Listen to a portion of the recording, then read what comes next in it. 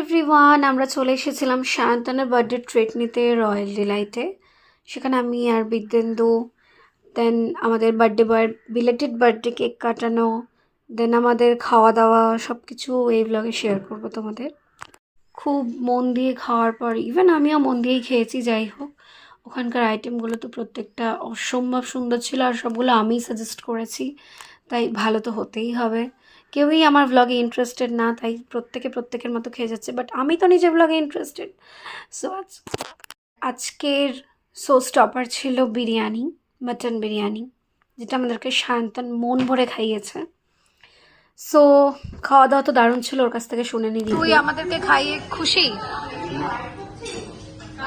বল, তুই আমাদেরকে খাইয়ে কেমন লাগছে তোর? ভালো, অবশ্যই। কেমন লাগলো তোর দিনটা? কেমন গেল তোর দিনটা? দিনটা গেল বোকা ছিল না, একই দিন গেছে রে, কোনো কিছু না, লাঞ্চে খালি আলাদা ছিল, আর কিছু না। দিন যেমন যাওয়ার তেমনই গেছে।